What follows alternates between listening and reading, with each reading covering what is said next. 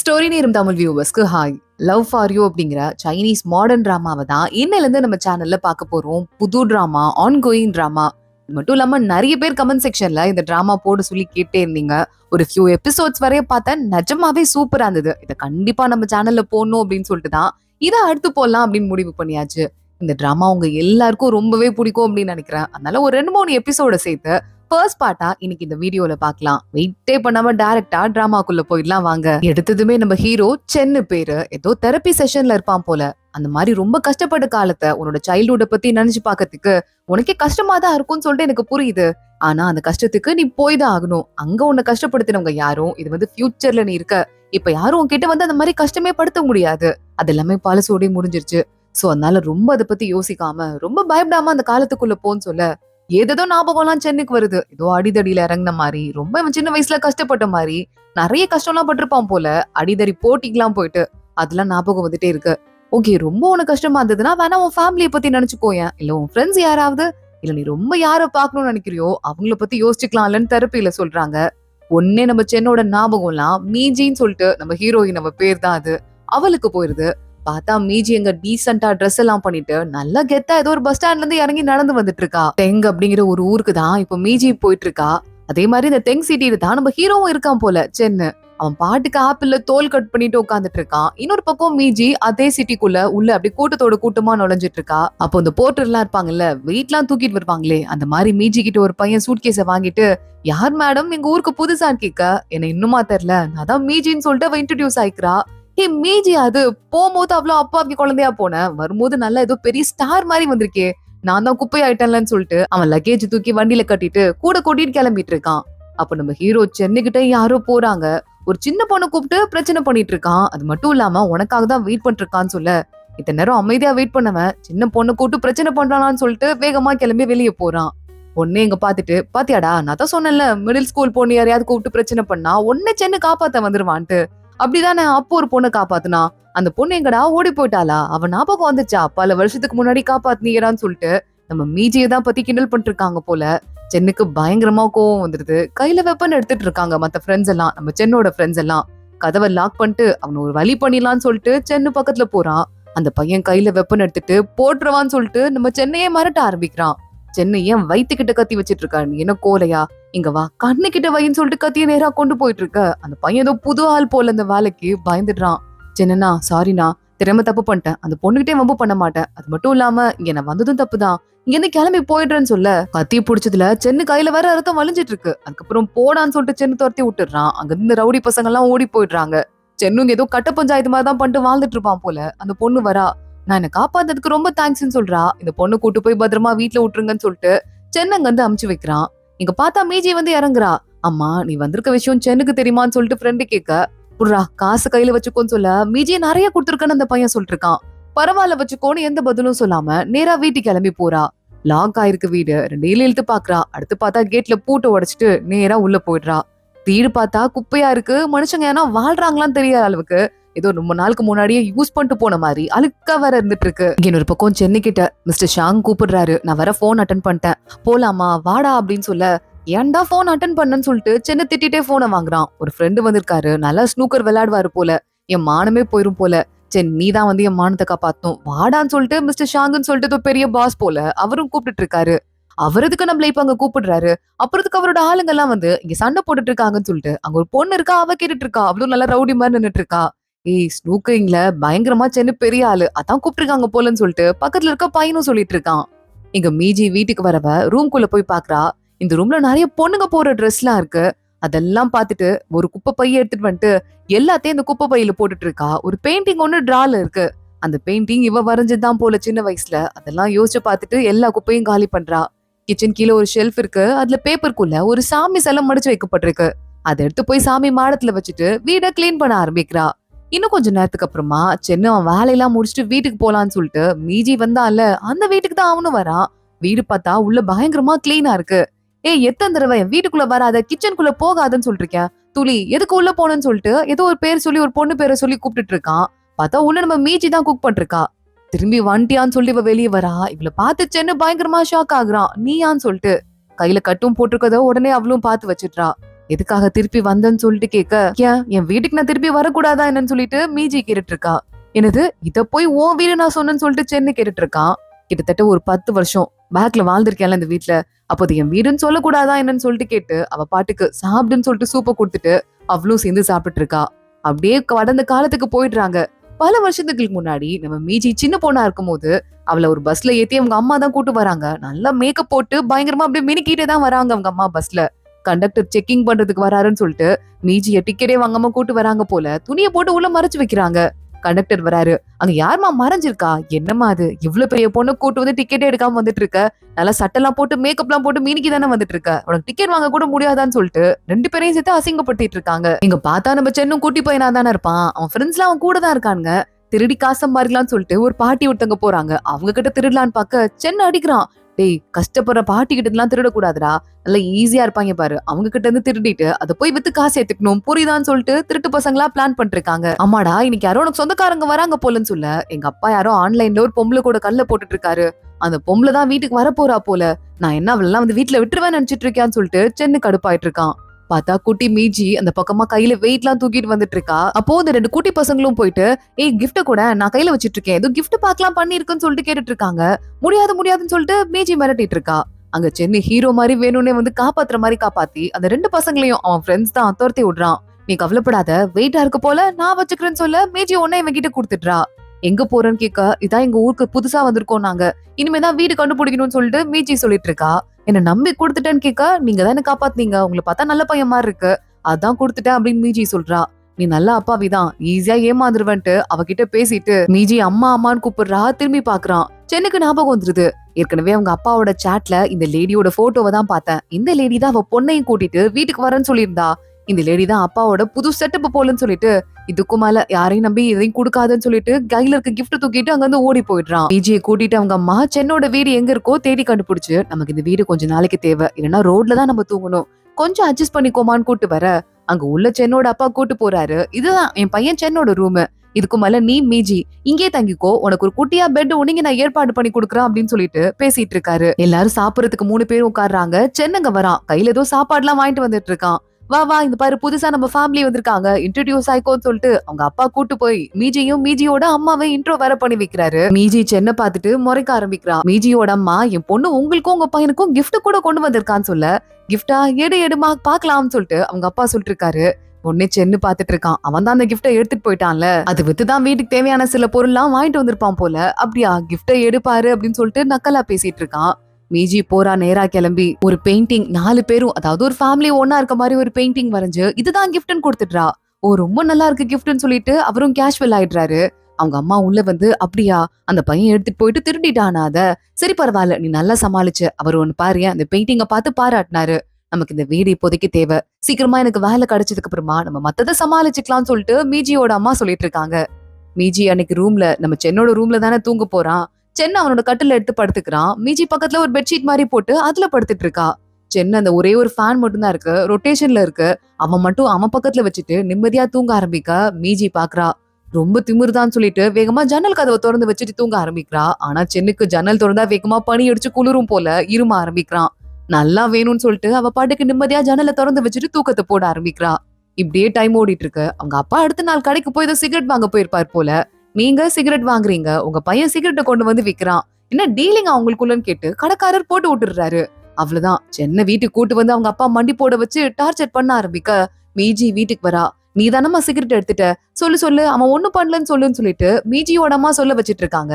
தப்பு பண்ணவன் தண்டனை அனுபவிக்கணும், ஒரு 4 மணி நேரம் இப்படியே முட்டி போட்டுரு புரியுதான்னு சொல்லிட்டு பக்கத்துல இருக்க சாமி சிலைய பார்த்து, ஏமா மீஜி உனக்கு சாமி சிலைனா பயமாமே, எடுத்து உள்ள வச்சுட்டேன்னு சொல்லிட்டு அவங்க அப்பா எடுக்கிறாரு அந்த சிலைய. ஆனா அது அம்மாவோடது, அது எடுக்க கூடாதுன்னு கத்திட்டு சென்னை சண்டைக்கு போயிட்டு இருக்கான். சண்டையில ஒரே பிரச்சனை ஆயிருது, சிலை கீழே விழுந்து லைட்டா அதோட கையும் உடஞ்சு போயிருது.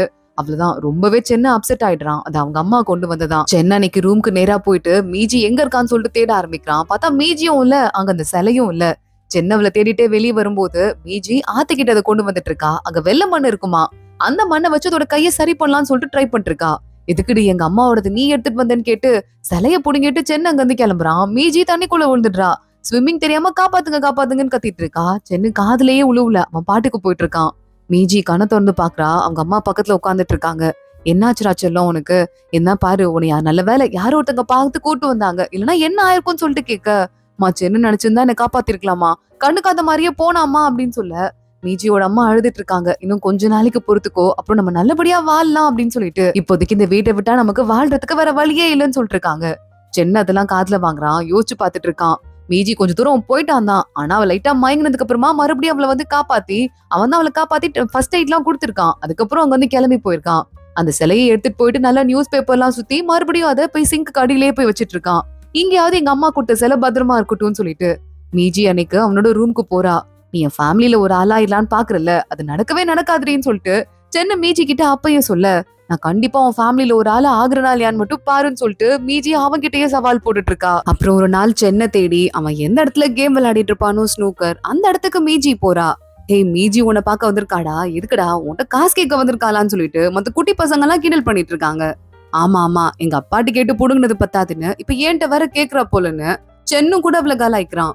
ஆனா மீஜி பக்கத்துல வந்துட்டு உங்க அப்பா உன்கிட்ட காசு கொடுத்துட்டு வர சொன்னாரு, நீ ஒரு வேலை ஸ்கூல்லயே தங்கிக்கிற, வீட்டுக்கே வர போறது இல்லன்னா அப்பப்போவாது வந்து பாக்க சொன்னாரு, உனக்கும் வாழ்றதுக்கு காசு கொடுக்கணும்ட்டு என்கிட்ட கொடுத்து விட்டாரு அங்கிள்னு சொல்லிட்டு மீஜி அங்க இருந்து கிளம்பி போயிட்டு இருக்கா. அன்னைக்கு நைட்டு மீஜி அவ ரூம்ல உட்காந்து படிச்சுட்டு இருக்கும் போது சென்னை ஜன்னல் வழியா அப்படியே ஏறி வந்து பைப்பை புடிச்சு ஏறி வந்து கதவை தட்டிட்டு இருக்கான்.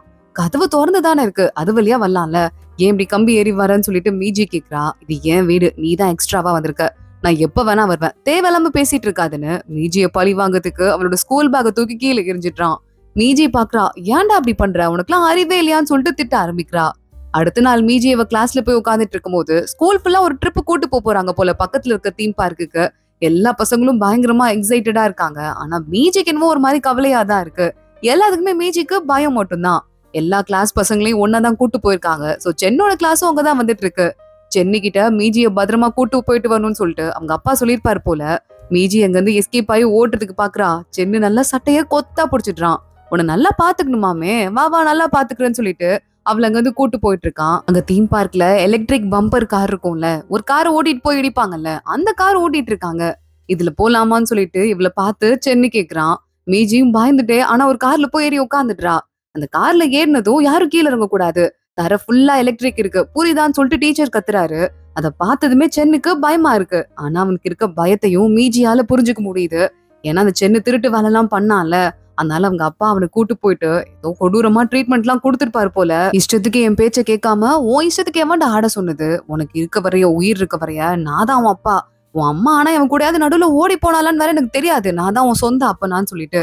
ஆனா இப்ப வரைய நீ தானே என் பையனா இருக்க, நான் தானே சோறு போட்டு வளர்த்துட்டு இருக்கேன், நான் என்ன பண்றனோ அதான் உன் வாழ்க்கை, புரியுதான்னு சொல்லிட்டு அவனுக்கு ஷாக் ட்ரீட்மெண்ட் மாதிரி கொடுத்துருப்பாங்க போல. இத நம்ம மீஜி வேற பாத்துட்டு இருக்கா. அதனால இவனுக்கு பயமா இருக்கும்னு சொல்லிட்டு நல்லாவே புரியுது. அதுக்கப்புறமா அன்னைக்கு கூட சென்னு அங்கிருந்து பயந்துட்டே இறங்கி ஓடி வந்துட்டு இருக்கான் அந்த கார்ல இருந்து. ஒரு மாதிரி பயந்து நடுங்கி போய் தான் உட்காந்துட்டு இருக்கான். இதெல்லாம் பத்தி யோசிச்சு பாத்துட்டு மீஜி நேரா வீட்டுக்கு போயிட்டு குக்கிங் எல்லாம் பண்ணிட்டு இருக்கா. அந்த ஒயரை பாத்துட்டு இதனாலதான் சென்னு பயந்து போனான், அதனால அவனுக்கு டிராமா இருக்குன்னு சொல்லிட்டு அவனுக்கு சமைச்சு சாப்பாடு எடுத்துட்டு போறா. சென்னு அப்படியே பயந்து நடுங்கிட்டே தூக்கத்திலேயே நடுங்குறான். மீஜி கைய வச்சதும் துள்ளி குதிக்கிறான். என்ன ஆச்சுன்னு சொல்லிட்டு. இல்ல ஒண்ணும் இல்ல, உனக்கு சாப்பாடு கொண்டு வந்திருக்கேன் மீஜி சொல்ல சென்னு பாத்துட்டு இருக்கான். என்ன பார்த்தாலே உனக்கு பயமாச்சே, எனக்கு எதுக்கு சாப்பாடுன்னு கேக்குறான். மீஜி உடனே உன்னை பார்த்தா எனக்கு பயமா இருக்குங்கிறது வேற விஷயம், ஆனா அதுக்குன்னு ஒருத்தங்களை செத்து போனா பரவாயில்லன்னு விட முடியுமான்னு கேட்டுட்டு இருக்கா. சென்னு வேகமா வந்து அவள்கிட்ட இருந்து சாப்பாடை வாங்கிட்டு இருக்க ஊட்டி விட ஆரம்பிக்கிறான் மீஜி அவனுக்கு. கொஞ்ச நேரத்துக்கு அப்புறமா அதை அவனே வாங்கி சாப்பிட ஆரம்பிக்கிறான். இதுக்கும் மேல நானும் உன்னை தொந்தரவு பண்ண மாட்டேன், அதே மாதிரி இன்னைக்கு நடந்ததுன்னு சொல்ல நானும் எதுவுமே பாக்கல, எனக்கு எதுவுமே தெரியாதுன்னு மீஜி சொல்லிட்டு இருக்கா. அவனாவே சாப்பாடு வாங்கி சாப்பிட்டுட்டு இருக்கும் போது மீஜி ஒரு லாலிபாப் எடுத்து இது உனக்குன்னு சொல்லிட்டு அதையும் கொடுத்துட்டு போயிடுறா. அவ்வளவுதான், சென்னும் மீஜியும் இப்போ க்ளோஸ் ஃப்ரெண்ட்ஸ் ஆயிடுறாங்க. சோ சென்னோட ஃப்ரெண்ட்ஸ் எல்லாம் மீஜிக்கும் ஃப்ரெண்ட்ஸ் ஆயிடுறாங்க. மீஜி இப்பதான் சிரிச்சு பயங்கரமா லைஃப்லாம் என்ஜாய் பண்ண ஆரம்பிக்கிறா, ஹாப்பியா இருக்க ஆரம்பிக்கிறா. அப்படியே கொஞ்சம் வருஷம் ஓடி போயிடுது. சென்னு இவங்கெல்லாம் பெரிய பசங்களா ஆயிடுறாங்க. சென்னு இன்னும் ஃப்ரெண்ட்ஸ் கூட சேர்ந்துட்டு நல்லா ஜாலியா ரவுடி பசங்க மாதிரி சுத்திட்டு இருக்கான். அப்பப்போ வேலை பாக்குறது, எப்படியாச்சும் காசு சேர்க்கறதுன்னு சொல்லிட்டு ஏதோ பண்ணிட்டு இருக்கான். இன்னொரு பக்கம் மீஜியோட அம்மா இருக்காங்கல்ல, இந்த மல்டி லெவல் மார்க்கெட்டிங் பிசினஸ்லாம் இருக்குமே, அந்த மாதிரி பிசினஸ்ல இருக்காங்க. அவங்க யாரு கூடயோ வந்து ரொம்ப பழக ஆரம்பிக்கிறாங்க, ரொம்ப க்ளோஸா.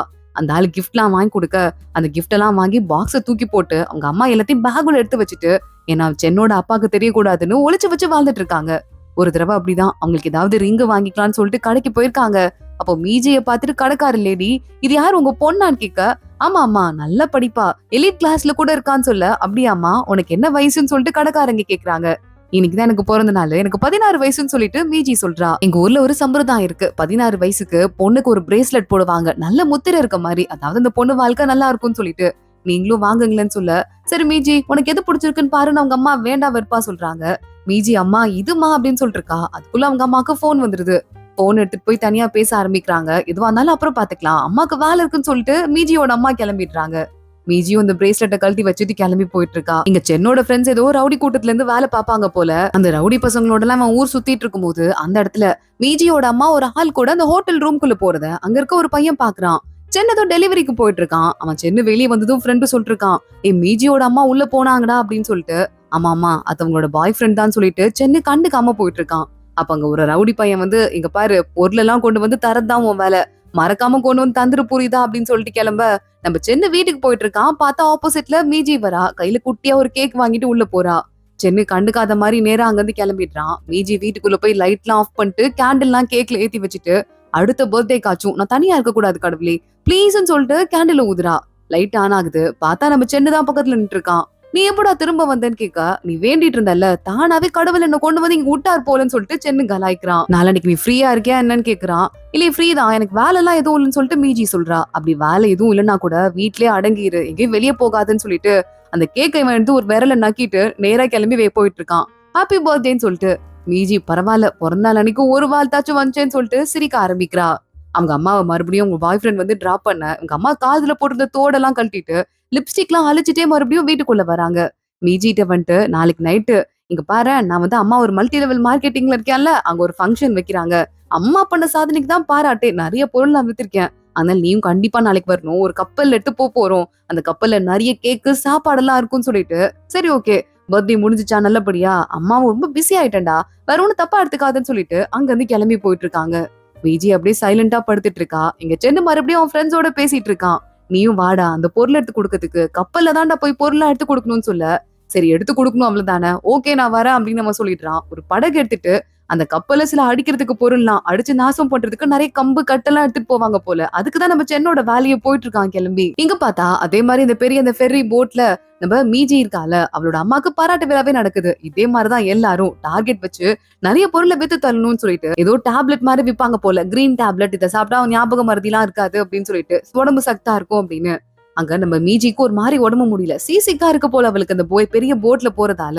இல்ல எனக்கு ஒரு மாதிரி உடம்பு முடியலமா, நான் வீட்டுக்கு போகணும்னு சொல்றா. வந்து உட்காரு, இப்ப எப்படி கிளம்ப முடியும்னு சொல்லிட்டு அவங்க அம்மா அவ்வளவு உட்கார வைக்கிறாங்க. மீஜியோட அம்மா வந்து ஃப்ரெண்ட்ஸ் கூட எல்லாம் பேசிட்டு இருக்கும் போது இங்க வாமான்னு சொல்லிட்டு மீஜியை கூப்பிடுறாங்க. என் பொண்ணு நல்லா படிப்பான்னு சொல்லிட்டு இன்ட்ரடியூஸ் எல்லாம் பண்ணி வச்சிட்டு இருக்காங்க. கரெக்டா பையோட ஃபார்முலா எல்லாம் சொல்லுன்னு சொல்லிட்டு கண்டுபடி கேள்வி எல்லாம் கேட்க, ஒரு மாதிரி இருக்குமா ஒரு மாதிரி இருக்குமான்னு சொல்லிட்டு மீஜியால தாங்க முடியல, வாமிட் வந்துருது அவளுக்கு. அங்கிருந்து ஓடி போயிடுறா. இவங்க அம்மா கூட இருக்க ஒரு பையன் ஒருத்தன், மீஜி என்னம்மா நான் உனக்கு வந்து வாமிட் எல்லாம் வந்துருச்சா என்ன, நான் உனக்கு தொடச்சு விடவா, கர்ச்சிஃப் இந்தான்னு சொல்லிட்டு பின்னாடியே சுத்திட்டு இருக்கான். சென்னு பொருளை கொடுத்துட்டு கிளம்பி போலான்னு நினைக்கிறவன் நடக்கிற இந்த சம்பவத்தை பாத்துட்டான். கையில ஒரு கட்டையை எடுத்துட்டு நேரா மீஜியை காப்பாத்துறதுக்கு உள்ள போறான். அந்த பையன் பின்னாடியே போயிட்டு இவளை எப்படியாவது கரெக்ட் பண்ணுமே, நல்ல சின்ன பொண்ணா இருக்காளேன்னு சொல்லிட்டு கையை பிடிக்கிறதுக்கு ட்ரை பண்ண, மீஜி என்ன விடுங்க, தொடாதீங்க தொடாதீங்க, தொட்டு பேசாதீங்கன்னு சொல்லி கத்திட்டு இருக்கா. சென்னு உள்ள வரான். இதை பாத்துடுறான். செம்ம கடுப்பாயிடுறான். நேரா போயிட்டு அவன் மீஜியை காப்பாத்தலான்னு போக அதுக்குள்ள அவனோட ஃப்ரெண்ட்ஸ் எல்லாம் அடிதடி வேலையை ஆரம்பிச்சிடுறாங்க. சென்னு கட்டையை கீழே போட்டு மீஜி அப்படியே கட்டி புடிச்சு காப்பாத்திட்டு எந்த கண்ணாடியும் அவன் மேல படாம பாத்து பாத்து கூட்டு வந்துட்டு இருக்கான் அவன் பாட்டுக்கு. நேரா அந்த கப்பலை விட்டு வெளியே வராங்க. ஆனா அந்த கப்பல் இருக்க முக்கியமான ஆளுங்கெல்லாம் இருக்காங்கல்ல, டக்குன்னு ஒரு படகுல குதிச்சு எஸ்கேப் ஆகுறாங்க. மீஜியோட அம்மாவும் ஐயோ என் பொண்ணு இருக்கா என் பொண்ணு இருக்கான்னு சொல்ல, அது யாரும் கண்டுக்க கூட இல்ல. நேரா அந்த போட்டு பாட்டு கிளம்புது. நம்ம சென்னு வந்து ஒரு குட்டியான ஒரு போட்டு ஒண்ணு இருக்கு, பைக் போட்டு, அதை எடுத்துட்டு மீஜியா நல்லா உட்காரு என்ன ஸ்ட்ராங்கா புடிச்சுக்கோன்னு சொல்லிட்டு இருக்கான். மீஜியும் அதே மாதிரி பண்ணிட்டு இருக்கா. ரெண்டு பேரும் மின்னல் வேகத்துல பறந்து ஒரு கரை ஓரமா போயிடுறாங்க போட்டு நிறுத்திட்டு. மீஜியை பார்த்து உங்க அம்மாக்கு போன் பண்ணலையான்னு சென்னு கேட்க, நான் எப்படி போனா உங்களுக்கு என்ன, எதுக்கு நான் உங்களுக்கு போன் பண்ணும், நல்ல வேலை நீ வந்தனால தான் நான் தப்புச்சேன்னு சொல்லிட்டு மீஜி சொல்லிட்டு இருக்கா. நான் வராம இருந்தா அந்த பையனோட கையை கடிச்சே தனியா எடுத்திருப்ப, அதனால அந்த பையன் தான் எனக்கு தேங்க்ஸ் சொல்லணும்னு சொல்லிட்டு சென்னு சொல்ல, மீஜி சிரிக்க ஆரம்பிக்கிறா. கோட்டை கழட்டி போட்டு தலையை தோட்டிக்கோ போத்திக்கோன்னு சொல்லிட்டு சென்னு கொடுத்துட்டு இருக்கான். மறுபடியும் அவளை வீட்டுக்கு கூட்டு போயிட்டு அப்படியே நடந்தே டிராப் பண்ணிருக்கான். நீ வீட்டுக்கு வரலையான்னு சொல்லிட்டு மீஜி கேக்குறா. இல்ல நான்லாம் வரல, எனக்கு சுத்தமா இன்ட்ரெஸ்டே இல்ல, நீ போ, நல்லா சூடான தண்ணியில ஒரு குழியில போட்டு தூங்குன்னு சொல்லிட்டு சென்னு சொல்றான். மீஜி உள்ள போலான்னு சொல்லிட்டு பாத்துட்டே இருக்கா. எனக்கு வீட்டுக்கு போறதுக்கே பிடிக்கலடா, எங்கேயாச்சும் வெளியே போலாமா, நல்லா ஏதாவது சாப்பிடணும் போல இருக்குன்னு சொல்றா. சென்னு அவளை கூட்டு போயிட்டு நிறைய பாபிக்யூ சிக்கன் எல்லாம் வாங்கி தந்துட்டு இருக்கான். அவன் ஒயின் குடிச்சிட்டு இருக்கான். நீ குடிக்கிறது எனக்கும் குடிக்கணும் போல இருக்குன்னு சொல்லிட்டு மீஜி சொல்ல, உனக்கெல்லாம் இன்னும் வயசு வரலன்னு சொல்லிட்டு அவளுக்கு ஒரு கொக்கோ கோலா பாட்டில வாங்கி கொடுத்துட்டு அவனும் குடிக்க ஆரம்பிக்கிறான் கோக்கி. மறுபடியும் கிளம்பி வீட்டுக்கு போலான்னு பாக்க, டேய் நல்லா காரமா சாப்பிட்டோமா, ஸ்வீட் ஏதாவது சாப்பிடணும் போல இருக்கு, ஃப்ரூட் ஏதாவது வாங்கலாமான்னு சொல்லிட்டு கேக்குறா. வந்து தொலை தின்னி பண்டாரமா இருப்பா போலன்னு சொல்லிட்டு ஃப்ரூட் ஒண்ணு வாங்கி கொடுக்குறான். அதுக்கப்புறம் எனக்கு ஏதாவது ஸ்வீட்டான சூப்பு குடிக்கணும் போல இருக்குன்னு சொல்லிட்டு இருக்கா. உனக்கு என்ன பைத்தியமா, மணி என்ன தெரியுமா, 1 மணி ஆச்சு, வா போலான்னு சொல்லிட்டு சென்னை மீஜிய வீட்டுக்கு கூட்டு வரான். மீஜி கதவை திறக்கிறா. உள்ள போலாம் நிக்கும் போது அவங்க அம்மாவோட குரல் கேட்டுட்டு இருக்கு. சென்னோட அப்பாட்ட பேசிட்டு இருக்காங்க. என் பொண்ணு எங்க போனாலும் தெரியலையேன்னு சொல்லிட்டு அவங்க அம்மா, அக்கறையே இல்லாம நீ பாட்டுக்கு உட்கார்ந்துட்டு இருக்கன்னு சொல்லிட்டு கேட்க, சென்னு வெளியே நிக்கிறான். அவன் காதுலயே உள்ளுது. மீஜி உள்ள போனால அவன் காதுலயே என்ன நடக்குதுன்னு விழுது. இங்க பாரு, ரொம்ப ஓவரா பண்றக்காத, யார் கூட நல்லா ஜாலியா சுத்திட்டு இருக்க, நீ கண்டவன் கூட சுத்துறத உன வீட்டுல வச்சு பாத்துட்டு இருக்கணும்னு சொல்லிட்டுலாம் எனக்கு அவசியமே கிடையாதுன்னு சொல்ல, உனக்கும் எனக்கும் எனக்கு கல்யாணம் ஆயிருக்கு, நான் உனக்கு எதுக்கு பதில் சொல்லணும்னு சொல்லிட்டு மீஜியோட அம்மா கேட்டுட்டு இருக்காங்க. சரி, இப்ப நீ உன்னை கூட்டு வந்திருக்கல, அந்த சனியனை இழுத்துட்டு இங்க இருந்து வெளியே போயிருன்னு சொல்லிட்டு சென்னோட அப்பா சொல்லிருக்காரு. இது நல்லா மீஜி காதுலயும் விழுது. இதெல்லாம் ஒரு குடும்பமா இப்பெல்லாம் வாழணுமான்னு சொல்லிட்டு அவளும் யோசிக்க ஆரம்பிக்கிறா. சென்னுக்கும் நல்லா காதுல விழுது. அத்தனையும் காதுல வாங்கிட்டு இருக்கான். மீஜியை கொண்டு போய் வேற யாரோ சொந்தக்காரங்க வீட்டுலதான் அவங்க அம்மா விட்டுருப்பாங்க போல. அந்த சொந்தக்காரங்க போட்டுக்கிறதுக்கு நல்ல ட்ரெஸ் கூட இல்லாம குளிர்ல இவ்வளவு நல்லா கஷ்டப்படுத்தி இருக்காங்க. இவ்வளவு பரிதாபமான நிலைமை இருந்திருக்கா. வேற வழி இல்லாம மீஜியோட அம்மா அவளை கூட்டிட்டு, வா நானே உன்னை பாத்துக்கிறேன்னு தான் இந்த இடத்துக்கு கூட்டு வந்திருக்காங்க. என் வாழ்க்கை எப்படி ஆச்சுன்னு சொல்லிட்டு யோசிச்சுட்டு இருக்கா. சென்னு உள்ள வரான். நேரா அவளை கூட்டிட்டு கதவை சாத்திட்டு அங்கிருந்து கிளம்பி போயிடுறான். 2 பேரும் போய் மொட்டை மாடியில உட்காந்துட்டு இருக்காங்க. மீஜி ஒரு ஸ்வீட் சூப் சாப்பிடணும் போல இருக்குன்னு சொன்னால அத வாங்கிட்டு வந்துட்டு 2 பேரும் ஒன்னா உட்காந்து சாப்பிட ஆரம்பிக்கிறாங்க. ரொம்ப மனசு கஷ்டமா இருந்தா வேணா அழுதுன்னு சொல்லிட்டு நம்ம சென்னு சொல்லிட்டு இருக்கான். இதுக்கப்புறம் நீ என்ன பண்ண போறன்னு சொல்லிட்டு மீஜியை பார்த்து அவன் கேட்க, தெரில அம்மா என்ன பண்ண போறாங்களோ அப்படின்னு சொல்லிட்டு மீஜி சொல்றா. சென்னு, இன்னுமா உங்க அம்மாவெல்லாம் நீ நம்பிக்கிட்டு இருக்க? யாரையுமே நம்பாத மீஜி. நான் போலீஸ் எக்ஸாம்க்கு படிக்கலான் இருக்கேன், படிச்சு போலீஸ் ஆகலான்னு சொல்லிட்டு இருக்கேன். ஏன்னா நம்மளே தான் காப்பாத்திக்கணும், அவங்களெல்லாம் நீ நம்பவே கூடாதுன்னு சொல்லிட்டு சென்னு சொல்ல ஆரம்பிக்கிறான். மீஜிக்கும் அதான் கரெக்ட்னு தோணுது என்கிட்ட. ஆனா நீ என்னெல்லாம் சொன்னடா, உன்னை நான் வீட்டுக்குள்ளே விட மாட்டேன், துரத்தி விட்டுருவேன்னு சொல்லிட்டு கண்டபடி பேசிட்டு இருந்தலன்னு சொல்ல, நீ இந்த வீட்டை விட்டு போறதுதான் உனக்கு நல்லதுன்னு யோசிச்சிருப்பேன், அது கூட உனக்கு புரியல பாரு அப்படின்னு சென்னு சொல்லிட்டு இருக்கான். வாழ்க்கையில அடுத்து என்ன பண்ணுன்னு யோசி மீஜின்னு சொல்ல, ஓகே சார் போலீஸ் சொல்லிட்டீங்க, இனிமே கேட்காம இருப்பேனான்னு சொல்லிட்டு மீஜி சொல்லிட்டு இருக்கா. சென்னு மறுபடியும் அவளை வீட்டுக்கு கூட்டு வரான். இங்க பாரு, இப்ப நான் கம்பியில ஏன் ஏறி வரேன்னு புரியுதா? யார் மூஞ்சிலே முழிக்க வேணாம், நம்ம வரதை யாருக்கும் தெரியாது. கம்பியில ஏறுறது அவள் ஒன்னும் கஷ்டம் கிடையாது, முதல் மாடி தானே, வா மீஜின்னு சொல்லிட்டு முதலாம் அவன் ஏறி இப்படிதான் வரணும்னு காட்டுறான். மீஜியும் ஃபாலோ பண்ணிட்டு பின்னாடி ஏறிடுறா.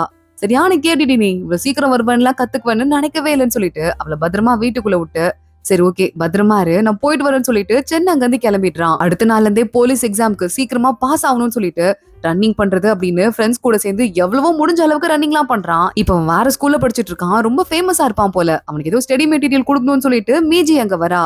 இவனுக்குன்னு சொல்லிட்டு நிறைய ஃபேன்ஸ் எல்லாம் இருக்காங்க. இவன் ரன்னிங் ஓடுறத பாக்குறதுக்குன்னே நிறைய பொண்ணுங்க இருக்காங்க.